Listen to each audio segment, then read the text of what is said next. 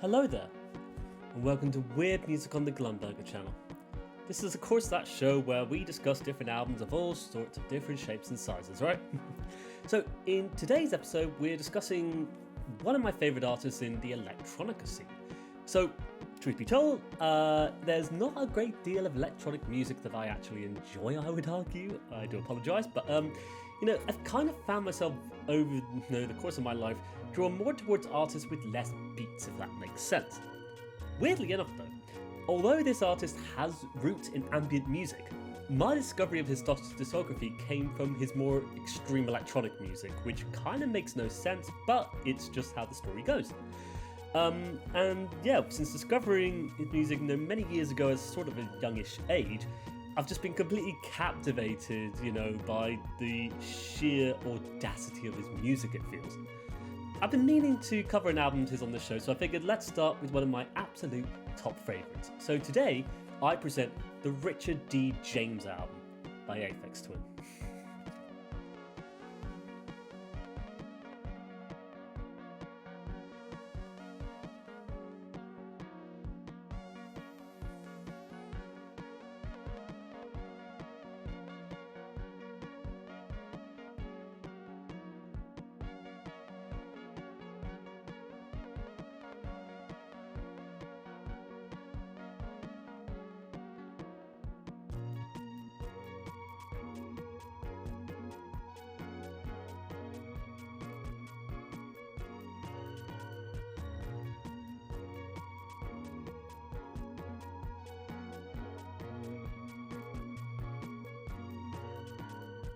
Right, so there's probably no point in asking this, most people know who Aphex Twin is, but of course we'll ask it anyway. Who is Aphex Twin? Well, Aphex Twin, one of many different monikers for British musician, composer and DJ Richard D. James, of course. Originally born in Limerick, Ireland in 1971. And so across the years, Richard D. James has, released this incredible body of music, all falling under the electronic genre, completely traversing it, from ambient to IDM to techno, acid, jungle, drill and bass, and even experimental, of course. Using that experimental genre to wrap it all into this weird cohesive thing that makes no sense. It's bizarre, very bizarre. And, with so many different monikers, James has released, probably hundreds of albums by now, I would think, all under different names, including AFX, Caustic Window, GAC, The Tuss, Polygon Window, and probably a bunch more that we have yet to discover and have no idea about, I would argue. In any case, it's perhaps the Aphex Twin moniker that is his most well known though, presented to us with this incredibly unsettling aesthetic of Richard's sinister grin and his warped face almost. It's been featured on a number of different releases, including this one of course. So yeah, this is the Richard D. James album, arguably a self-titled album, right? And the fourth studio album under the Aphex Twin moniker, released on Warp Records on the 4th of November 1996. And so this ranks, arguably as one of the best albums by James, it seems, a short electronic album that slaps you across the face with its drill and bass aesthetics. For the album, James composed all of the compositions on a Macintosh computer, drawing influence from jungle music, drum and bass, and arguably ambient at times, but essentially wrapping it up in that experimental aesthetic that just warps the entire thing into another realm entirely. And so many of Aphex Twin's albums are just some of my favourite things to listen to, but this, quite arguably my top favourite, or one of my top favourites. There is a bunch, I think. A very strange album that is, especially when I sat down to write this, really difficult to put into words. But I have tried my best, and we're going to discuss all the songs on this album. So let's dive into it, shall we? So opening up with the first track of 4. So we have very intense, fast beats on this one, kind of stuttering in place, as in the background you've got this gorgeous melody being played, creating this odd dual vibe between the breakcore beats and the ambient pads. A very short, delightful opener, but I just love how you look at the album art and you just have this really sinister vibe being presented to you, only for the music in this instance to be delightfully brilliant. And there's so much I love about this track, from the gentle bouncy vibe to its wonderful interplay between beats and pads, and structurally bizarre as well in that it's kind of not bizarre. It's kind of a melon twister for me, but listening to it, it kind of follows that traditional sort of 4/4 beat. Maybe that's why it's called 4, I don't know. Almost like a pop music structure as it navigates from verse to bridge to chorus. And of course, Richard throws in some odd flares here and there, that throws everything off in the briefest of sections, hinting at the idea of something else being hidden under the surface of it. Oh, if you can peer in close enough, of course. In particular, of course, that stands out to me, the brief breaks in the track, consisting of a small vocal sample, apparently of Richard replying to his father after he calls him out for tea. And so my research for this song, I found a little bit of further reading into this small sample, with Richard D. James himself telling us the following. I'm actually letting my dad into my tank here. My dad called me for tea, and I answered. My mum and dad's voices are in loads of my old stuff. 6 years later, I find these conversations I have with my dad while I'm in between hitting something and recording it. Really cool stuff that I had no idea about until I read up about this, but yeah, an incredibly cool way to start off this album. I just love how this whole track presents itself, how it opens up the entire thing for us with these very fast beats, but this very cool vibe going throughout the entire thing. Easily one of my favourite tracks from Aphex Twin, I have to say. And so, this all fades out, leading us into the next track of Cornish Acid. So this is perhaps when things start to get much more sinister. Even with its persistent beat in the background, the wobble and warble of electronics and the odd melody of drones, it makes it all feel oddly arrhythmic and unstructured.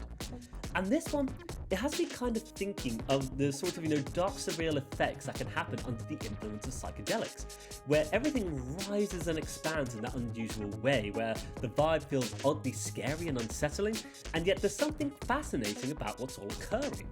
It's the odd vibe I get with a lot of Aphex Twin albums, truth be told, that always under the surface of it all, there's something sinister happening, but it, somehow just pushes it all straight to the top in a weird way as well, though, like, the sinister to the vibes. And it's such a twister kind of thing, but it's very cool how this track kind of presents it all, and, for electronic music, it sounds very oddly psychedelic as well. Very peculiar, very peculiar. Moving swiftly along, the next track of Pique, 824542001. Incredibly odd. Like, they're all quite odd, but this one, very odd. Like, after the previous tracks, we're given a musical palette that changes the vibe once more, focusing mostly on this stretched and warped tinny beat, I would argue, as a multitude of other beats and tones play around it, trying to form a semblance of a composition. And it feels like this one is just struggling and struggling before it restarts itself, this time accompanied by more of a melody in the background that makes it all feel much more manageable for the most part. And this one feels so brilliantly loose and unstructured though, during its more abstract and esoteric moments, only to fall back into structure almost randomly, Very odd way to put it all together. And its sound palette is one that's so considerably bizarre and weird, and it just ends up creating this absurdly odd rhythmic space that only makes true sense to Aphex Twin himself, probably. Very odd tracker. Next one, Fingerbib. A very odd name. After a stutter, more electronic beats, once again pushing these delightfully optimistic melodies, I would say. And I like how after the opener, you've got these lovely little glides across the notes playing the main tune of the track, as behind it all those beats continue the act of pushing it along at this frenetic pace. I think this is a bit of a delightful one, especially after the rather scary moments of the previous track. And it's pleasant to have this track just waiting, for us for this very moment. And it's odd because it's still incredibly weird and surreal in its own right, of course, but it's definitely a lot more comfortable and easygoing this time. One of the more delightful and pleasant moments across the entire album, and it kind of helps us break up the structure of the album from, absurd chaos and frenetic energy to manageable chaos and frenetic energy as well. Like, the balance between, the fear and, the manageable. Very peculiar.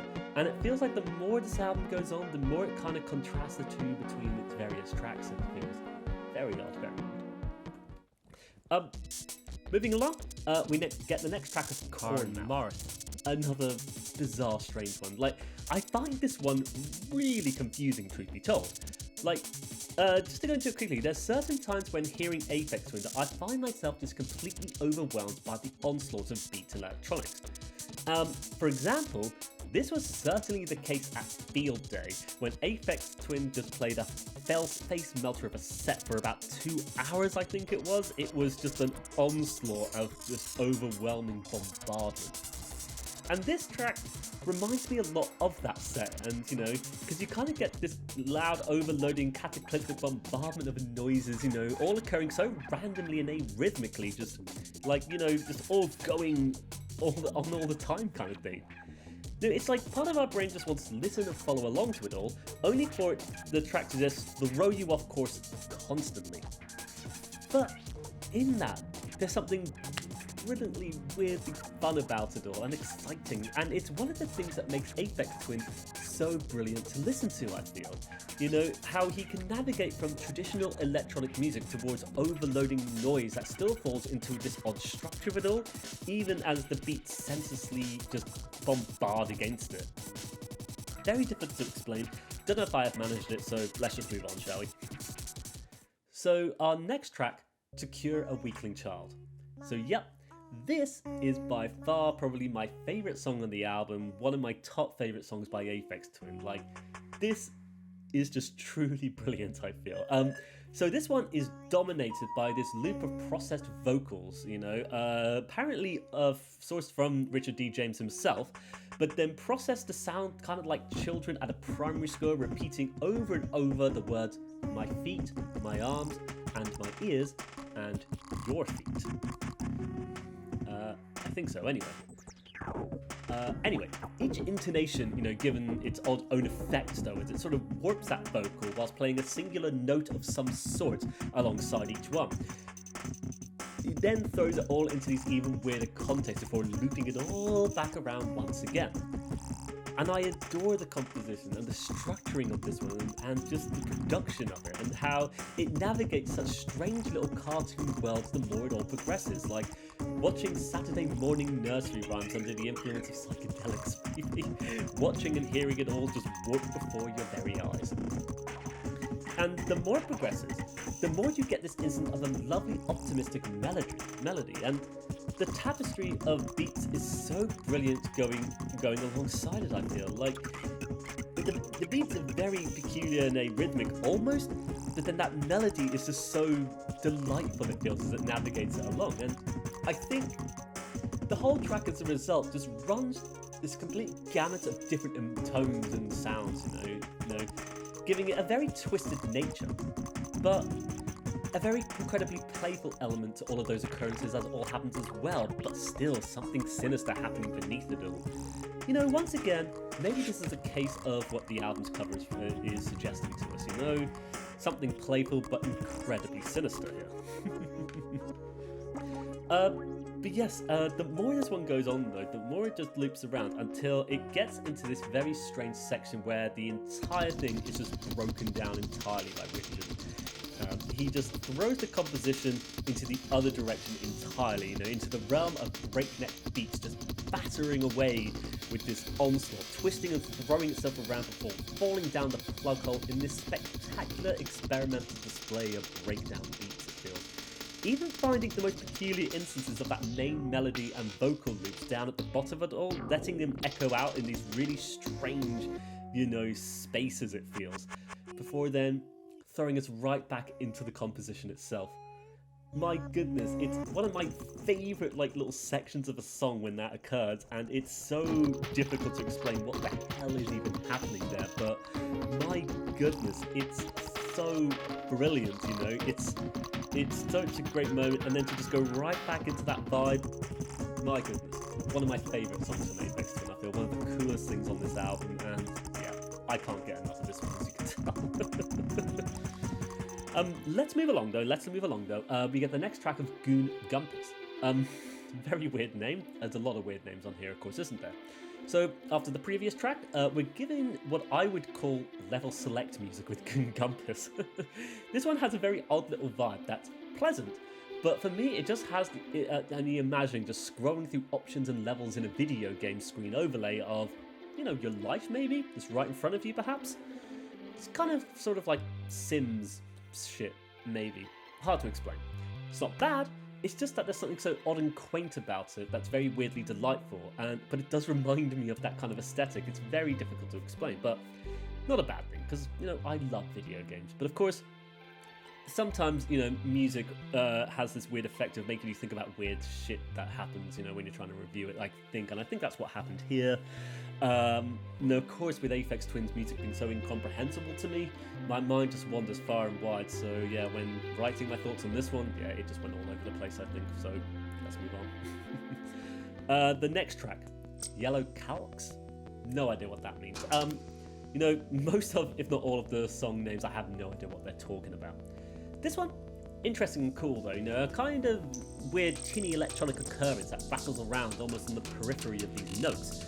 And in the background, a very persistent little melody that's perhaps getting battered down by those beats for the most part. And it becomes this incredibly strange interplay between the two that constantly, you know, happen alongside each other. One of those things Aphex Twin has always done so brilliantly in his music though. Like, I have no idea what he's doing for the most part, but just being able to make these weird sounds and these beats happen the way they do is just something he does amazingly. Just the way he can make that result in the most excellent of music. Like, it's so bizarre, but like, it's just his aesthetic, his style, his approach is just brilliant. Just brilliant. Next track, Girl Boy Song. Another weird playful one here. So this one, it kind of feels like an interplay between two different beat patterns, I think. You know, one consistent and 4/4, and the other just throwing into a rhythmic abstraction over the top of it all. Whilst this odd, strange little melody plays this tune of sorts. And it feels cool and intense, and you can kind of vibe it out as it plays along, you know, even as it navigates into these weird little soundscapes from time to time. Whether making that melody sound so strange, or just rattling those beats into these crazy sound occurrences. And it feels so randomly occurring, and you never know what will really occur the more it all goes on. Some of the most strange and weird music, I feel. And so, to just go off on a point here, you know, I can never really put my finger on exactly what it is sometimes when it comes to the music of Aphex Twin, but my fascination with it really weirdly rings towards that strange experimentation that Aphex does in his music, of course, of just creating these almost opposing forces that come together so amazingly in like a world of discovery and watching it all unfold before you. Usually in the way he combines these sort of ambient pads of sort with these sort of, you know, electronic beats, of course.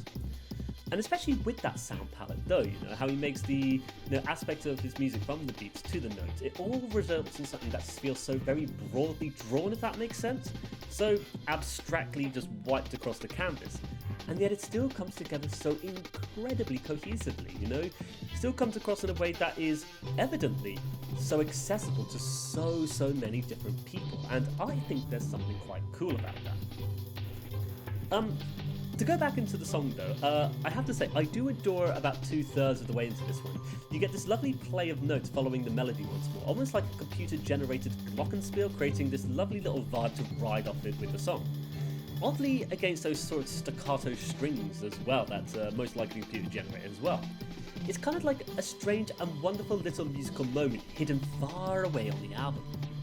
And it's just hidden just in the recesses of it all, right buried, right at the end there. You know, just before it all just goes back into pure electronica, into the IDM beats, drill and bass stuff, you know, just to close off the track. It's very cool and brilliant, and it's hard to me to figure out, but whatever, because I know that I'm enjoying what I'm listening to, and I always feel like that's probably more important than understanding is what I'm feeling, if that makes sense. Difficult to describe. Moving on, we get to the last track of Logan Rockridge. And so this one feels like screwball Scrabble levels of sounds and occurrences. Another cartoony vibe, like Saturday morning cartoons that have become really distorted by the effects of the psychedelics maybe. And it's though like, you know, through this weird trip that has occurred across the entirety of this album, you're now coming back into the reality as the ending credits of the whole thing is just playing ever more loudly in your head on loop over and over and over. And it's a very odd way to end the whole thing, but I think it makes a lot of sense structurally considering the journey we've taken to get here. Almost like one final moment of brevity that still retains its own underlying creepy vibe. A final grin from the music maker himself maybe. A final gaze into that sinister smile. Just as all the credits roll past maybe. I think it's a neat way to end the whole thing, and you know, it is an album that's taken us on this incredibly strange and esoteric journey through this world of beats, sound, electronics, with it all sonically winding up here. Kind of makes sense to me, I think. Like a final playful moment from the Joker. And I have to say as well, I love how towards the end, it even kind of goes into this sort of creepy carnival music bit where all the clowns come out before going right back into that playful melody for one final few loops around, basically. Super weird. Super weird. And so, yeah, with that, we've essentially covered the Richard D. James album there. You know, and I'll be honest, I never know what to make of these things. Like, as I mentioned, you know, electronic music is something that is, you know, not something I'm always drawn to. It's something that's incredibly weirdly specific for me. You know, certain things have to appeal and resonate with me, and I don't know exactly what it is, but I know it when I hear it. And it's something I know I'm feeling, even if I can't place what it truly is. And Aphex Twin, one of those very artists, you know. Whenever I do find the time to listen to his music, I just find myself fascinated and in awe by what he is creating. And there's something that has to just be said for your style of music, you know. When you're able to just push out this plethora of different electronica music and have it just sound as cool as Aphex does. And most of his stuff I do really enjoy as well, and I find it weird that although he does a lot of ambient stuff, which people know I'm a huge fan of, you know, of course I love ambient music, when it comes to Aphex Twin, I seem to enjoy whatever the hell this thing is. Whatever this stuff is, you know? No, and this album as well, it's one I've had in my collection for an incredibly long time now, and I think it's one of the strangest and coolest things I've heard in my many years of listening and enjoying music, and definitely one of my top favourites when it comes to Aphex Twin. Like, the dude just has this vibe that makes his that he does when he makes his music, and it's one of the coolest things I've seen. And so, I think with that, we're just going to come to the end of our episode of Weird Music there. Glad to have finally got an episode out about Aphex Twin. You know, out of the vast majority of videos out on this dude, I think this is going to be one of the dumbest, but heck, this show is inherently flawed by the fact that it's just me trying to figure out my feelings on different albums that I like. A lot of the times, I'm just confused and enthralled, but generally having a great time listening to it. And Aphex Twin certainly does that for me, you know, always throwing me into this very strange world of music full of hallucinogenic qualities. Easily one of my favourite albums from the guy, you know, just an absurd individual who somehow tapped into that part of himself that pushes out the music that he makes. Amazing. So yeah, if you have made it this far, then I would like to thank you for watching today's episode of Weird Music. If you're a fan of Aphex Twin, please let me know what your favourite composition of his in the comments below. Not just under Aphex Twin moniker, but under anything Richard D. James has made, because I would love to have more suggestions of what we should be checking out by this dude. So, yes, if you've heard this, please let me know in the comments below, thank you. With that, I would like to thank you for watching today's episode of Weird Music. I wish you all the best, take care, and bye-bye for now. Bye-bye.